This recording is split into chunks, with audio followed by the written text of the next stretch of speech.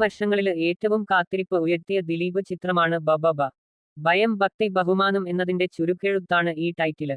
ധനഞ്ജയ് ശങ്കര് ആണ് ചിത്രത്തിന്റെ സംവിധായകന്. നേരത്തെ പുറത്തെത്തിയിരുന്ന പ്രൊമോഷണല് മെറ്റീരിയലുകള് തന്നെ സിനിമാപ്രേമികൾക്കിടയില് കൗതുകം സൃഷ്ടിച്ചിരുന്നു. ദിലീപ് ആരാധകർക്കിടയില് വലിയ ആവേശവും. പിന്നാലെ ഇന്നലെ പുറത്തെത്തിയ ടീസറിനും വന് പ്രതികരണമാണ് യൂട്യൂബില് ലഭിക്കുന്നത്. യൂട്യൂബില് ഇതിനോടകം ടീസര് 21.3 ലക്ഷം കാഴ്ചകള് മറികടന്നിട്ടുണ്ട്. ഒപ്പം ട്രെൻഡിംഗില് ഒന്നാം സ്ഥാനത്തുമാണ്. 12 മണിക്കൂറിനുള്ളില് ടീസര് ഈ നേട്ടം കൈവരിച്ചെന്ന് അണിയറക്കാര് പറയുന്നു.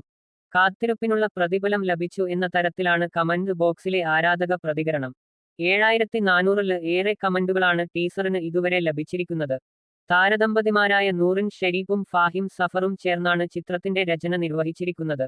ശ്രീ ഗോകുലം മൂവീസിന്റെ ബാനറില് ഗോകുലം ഗോപാലനാണ് ചിത്രത്തിന്റെ നിർമ്മാണം.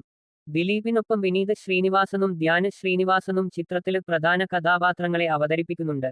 ദിലീപ് കഴിഞ്ഞാല് ഇവരുടെ കഥാപാത്രങ്ങളെയാണ് ടീസറില് പ്രാധാന്യത്തോടെ കാണിച്ചിരിക്കുന്നത്.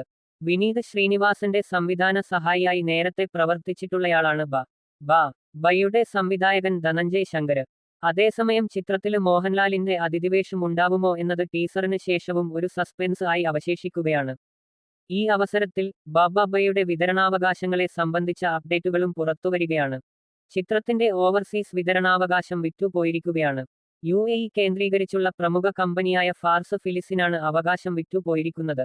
നിർമ്മാതാക്കളായ ശ്രീ ഗോകുലം മൂവീസാണ് ഇക്കാര്യം അറിയിച്ചിരിക്കുന്നത്.